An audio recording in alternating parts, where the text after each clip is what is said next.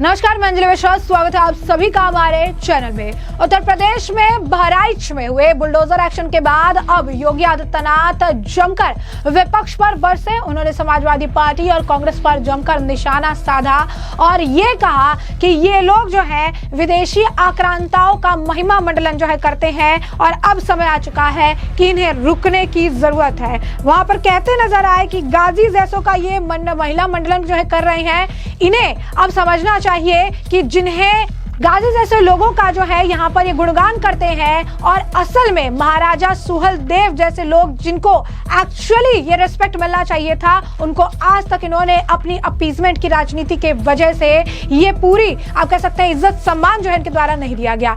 CM ने महाराजा सुहेलदेव की प्रतिमा अनावरण के मौके पर यह भी कहा कि महाराजा सुहेलदेव को जो सम्मान मिलने चाहिए थे ये सिर्फ और सिर्फ इनकी राजनीति की वजह से नहीं मिले।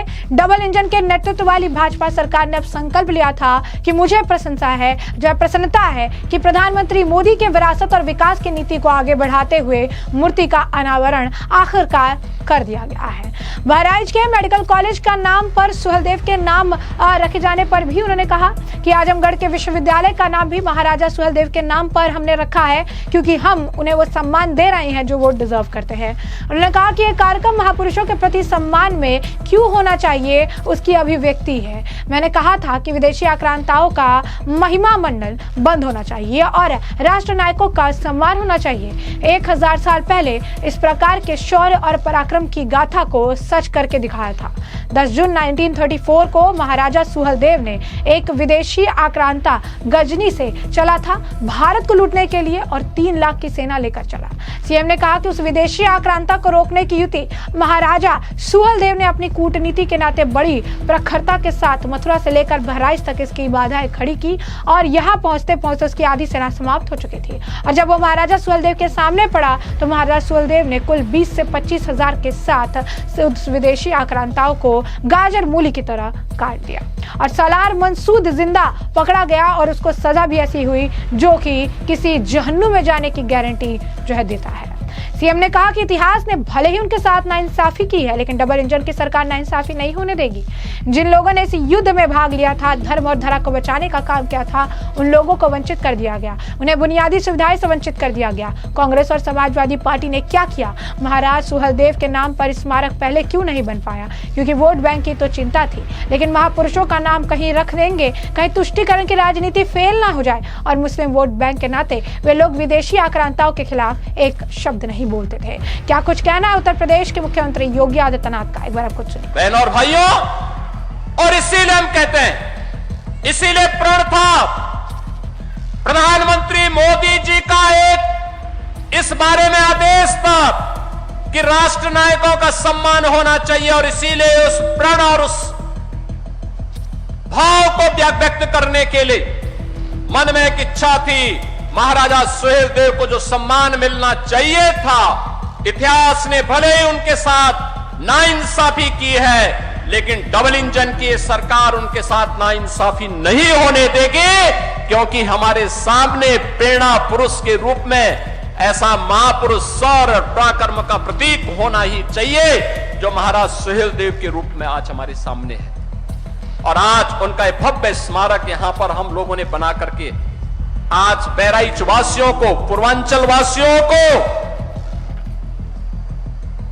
जिन लोगों को जिन्होंने महाराज सुहेलदेव के साथ इस पराक्रम में युद्ध लिया था, उस युद्ध में भाग लेकर के भारत को विधर्मियों के आक्रमण से बचाया था, भारत की धर्म और संस्कृति को बचाने का काम किया था, धरा को भी और धर्म को भी बचाने का काम किया था, उन लोगों को पददलित कर दिया गया, वंचित कर दिया गया, बुनियादी सुविधाओं से वंचित कर दिया गया।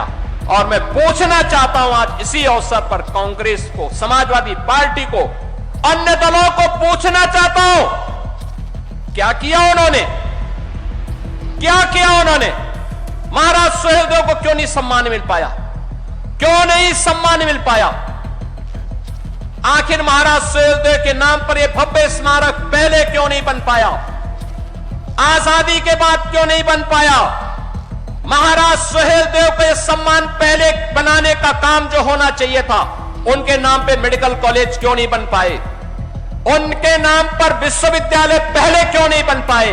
क्योंकि वोट बैंक की तो चिंता थी, लेकिन महापुरुषों का नाम अगर रख देंगे तो कहीं तुष्टीकरण की नीति फेल न हो जाए और मुस्लिम वोट बैंक के नाते वे लोग उन विदेशी आक्रांताओं के खिलाफ एक भी शब्द नहीं बोलते थे।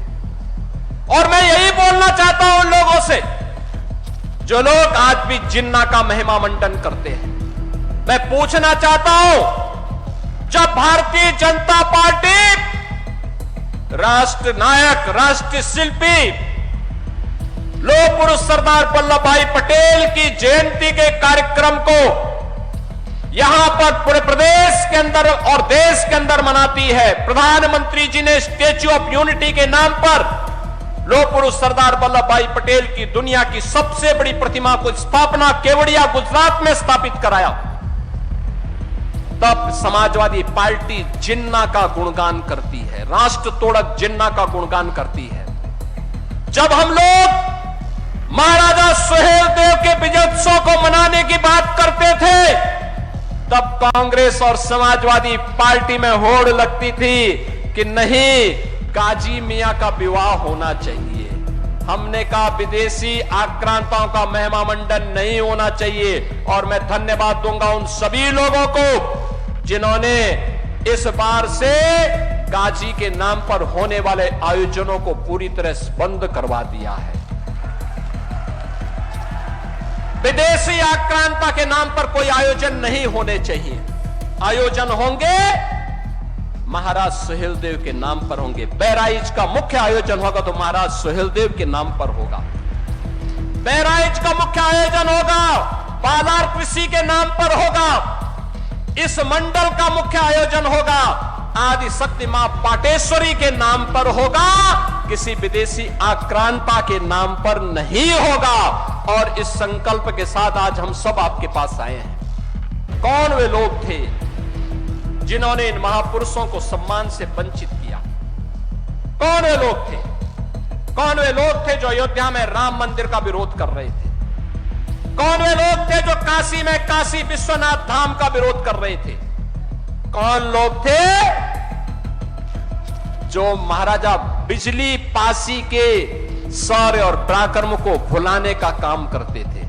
जैसा स्मारक यहां पर महाराज सुहेलदेव का बना है, ऐसा ही भव्य स्मारक महाराजा बिजली पासी का हम लखनऊ में बनाने जा रहे हैं। लखनऊ में बनेगा। उन्होंने भी विदेशी आक्रांताओं को रोका था, दमदारी के साथ रोका था और उनके साथ युद्ध करते हुए, उन्हें पछाड़ते हुए विदेशी आक्रांताओं को धूल दूषित करने का काम किया था। और महाराजा बिजली पासी के नाम पर लखनऊ में इसी प्रकार का भव्य स्मारक बनाने की तैयारी हमारी सरकार ने प्रारंभ किया है। बहनों और भाइयों, 1857 की क्रांति की 4 वीरांगनाओं ने, महारानी लक्ष्मीबाई ने झांसी का मोर्चा संभाला था, वीरांगना अवंतीबाई ने, वीरांगना झलकारी बाई ने और वीरांगना उदा देवी ने भी अंग्रेजों के दांत खट्टे करने के काम किए थे। आपको याद होगा, इन तीनों वीरांगनाओं के नाम पर, महारानी लक्ष्मीबाई के नाम पर झांसी के मेडिकल कॉलेज और विश्वविद्यालय का नामकरण किया जा चुका है। और महारानी वीरांगना अवंतीबाई लोधी के नाम पर डबल इंजन की सरकार ने बदायूं में महिला पीएसी की एक नई बटालियन का गठन किया है और उसका नामकरण और बड़ी ऐसे ही अश्वारोही प्रतिमा महारानी अवंतीबाई का वहां पर हम लोग वीरांगना अवंतीबाई का लगाने जा रहे हैं। वीरांगना उदा देवी का एक भव्य प्रतिमा का निर्माण लखनऊ में महिला पीएसी की महिला बटालियन का हमने गठन करने की कार्रवाई चल रही है। लगभग 35-40% काम हो चुका है। जैसे कार्य पूरा होगा, वीरांगना उदा देवी पासी की एक भव्य प्रतिमा, अश्वारोही प्रतिमा, तलवार लहराते हुए वीरांगना के भाव के साथ दुश्मन को ललकारते हुए एक भव्य प्रतिमा की स्थापना हम लोग लखनऊ में करने जा रहे हैं और झलकारी बाई, वीरांगना झलकारी बाई का के नाम पर महिला पीएसी बटालियन का गठन गोरखपुर में हो रहा है। वहां पर उनके नाम पर हम लोग वहां पर भी इसी प्रकार की भव्य प्रतिमा की स्थापना करने जा रहे हैं। आपको याद होगा बाबा साहब डॉक्टर भीमराव अंबेडकर के पंचतीर्थ देश के अंदर प्रधानमंत्री मोदी जी ने बनाए, उनके निर्देशन में बने। पंचतीर्थ के साथ साथ बाबा साहब भीमराव अंबेडकर से जुड़े हुए स्थलों को सम्मान मिले। इसके लिए लखनऊ में एक भव्य स्मारक और सांस्कृतिक केंद्र का निर्माण युद्ध स्तर पर चल रहा है।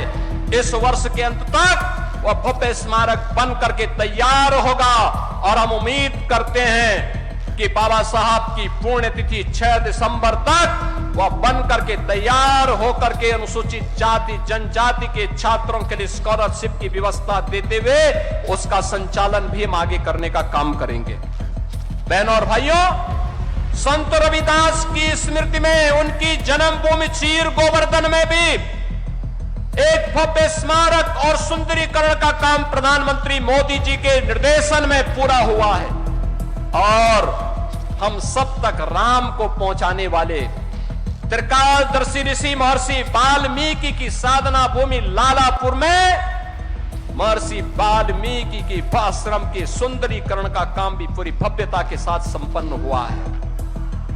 बहनों और भाइयों, यही नहीं, प्रयागराज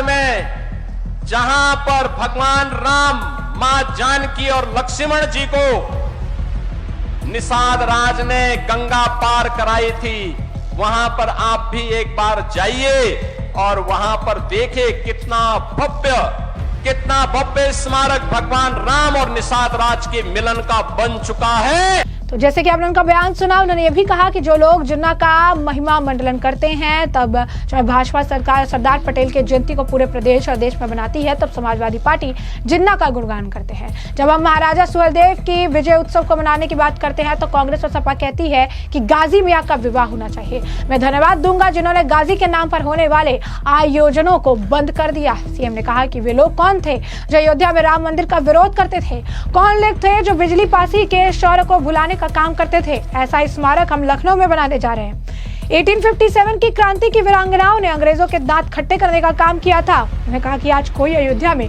भगवान राम के मंदिर पर प्रश्न नहीं खड़ा कर सकता। भगवान राम का अयोध्या में मंदिर बन गया और आज राजा राम का दरबार अयोध्या में सज चुका है।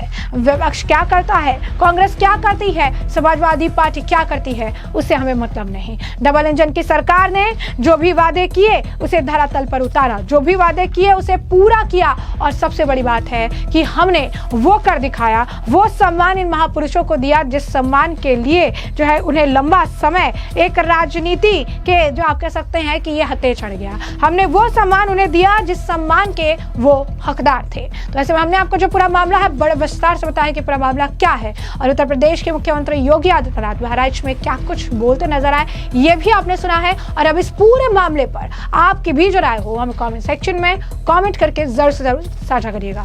धन्यवाद।